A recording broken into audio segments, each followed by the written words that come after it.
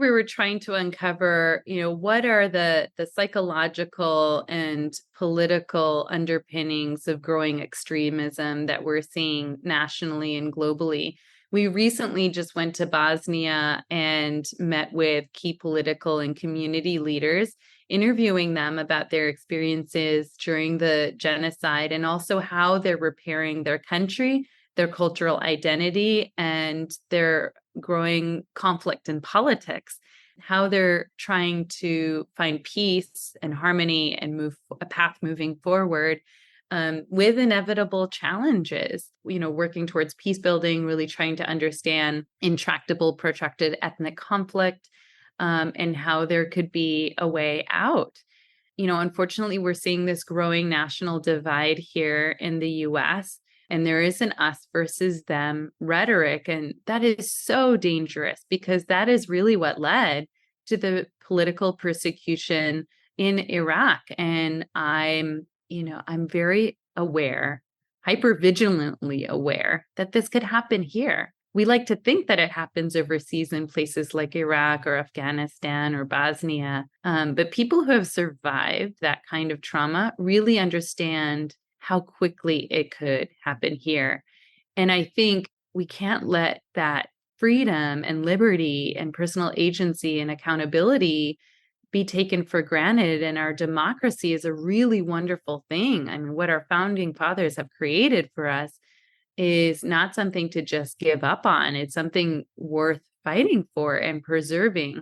And it's scary to see how this divide is hurting people. It's hurting people in an independent level. People are afraid to have conversations with people that they love because they don't want to upset them or make them angry or create further discord or disharmony. They don't know what kind of topics or conversations to bring up during the holiday season when they're sitting around the dinner table because everyone's like all on edge and they just want to know, like, are you in my camp or the other camp?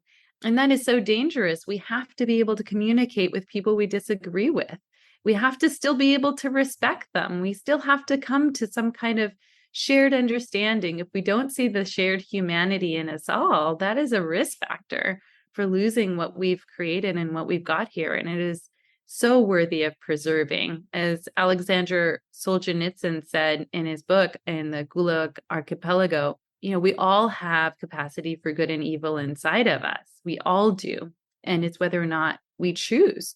And a politician or a leader who is giving us some kind of simple rhetoric to help fuel our rage or paranoia or fear, be aware. And there are psychological processes that happen here when the amygdala, we call it's the amygdala hijack, when your emotions get amplified, such as fear, hypervigilance, or paranoia, you feel like your life is under threat.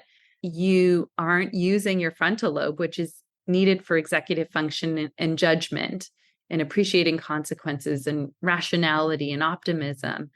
And so you're going to be more primed at that point to really listen and gravitate towards what they have to say because you just want a simple solution. And usually simple solutions that people or leaders like that are giving us are ones that are fueled by hatred and resentment and violence. And really there's a benefit that they get to making you fearful. So being aware of your agency, how you're losing control and your power, who you're giving your power to, are all really critical. And we talk about this in various episodes that we do on the Optimistic American. We kind of branch out from our book into going into some kind of like psychological tips and strategies that are very practical that people can practice in their family life and their business and political engagement while still maintaining their control and power and agency over their lives.